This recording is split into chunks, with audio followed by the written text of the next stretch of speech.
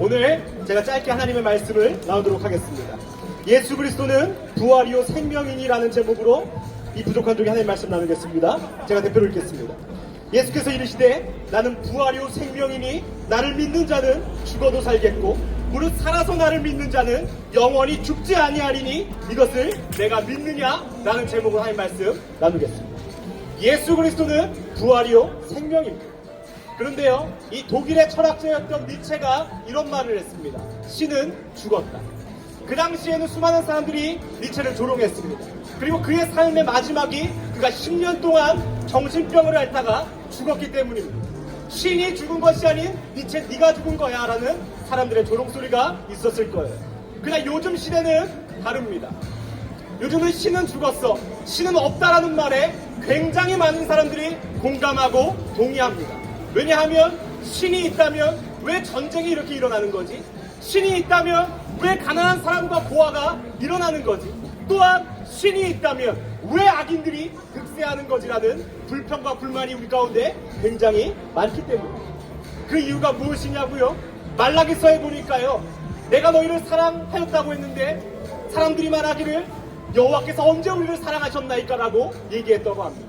또한 자녀가 부모를 공경하고 종이 주인을 공경하는 게 당연할진데 너희가 그 공경함이 어디 있냐고 주께서 물으셨습니다. 이 유대인들을 기억하십니까? 오늘 특별히 부활주일인데요, 예수님의 십자가를 못 박기 위해서 빌라도가 이 재판을 하지 않습니까? 근데 예수님께 무슨 죄가 있냐 그래요. 예수는 죄가 없다라고 얘기합니다.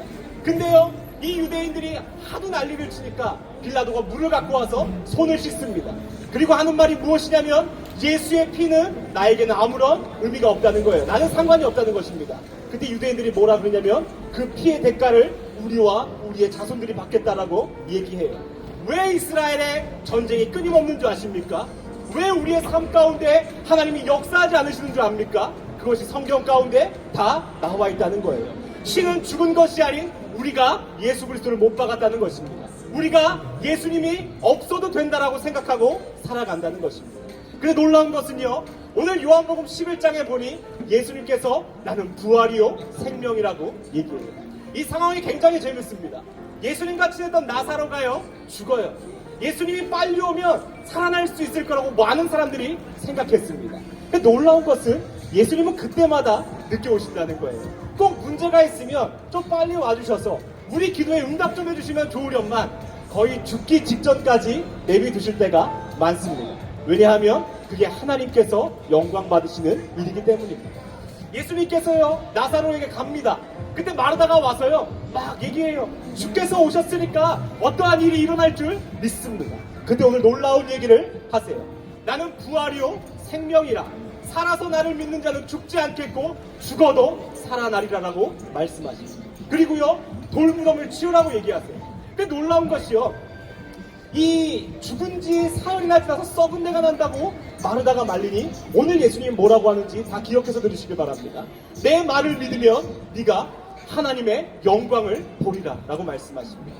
우리가 오늘 예수 그리스도가 우리의 부활이고 생명을 믿을 때에 하나님의 영광을 볼 줄을 믿습니다.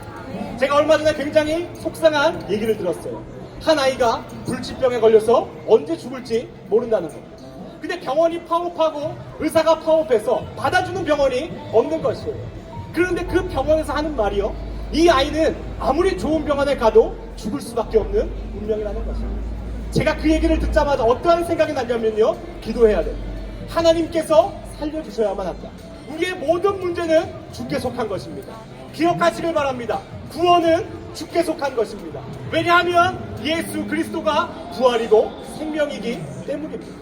우리 아이가요 행여 살아나지 않는다고 할지라도 기도해야 됩니다. 왜냐하면 죽음이 우리에게는 끝이 아니기 때문입니다. 그러나 기억하시길 바랍니다. 죽어서도 살 것이고 살아서 나를 믿는 자는 영원히 살 거라는 그 말씀을 믿으며 살아가야 됩니다.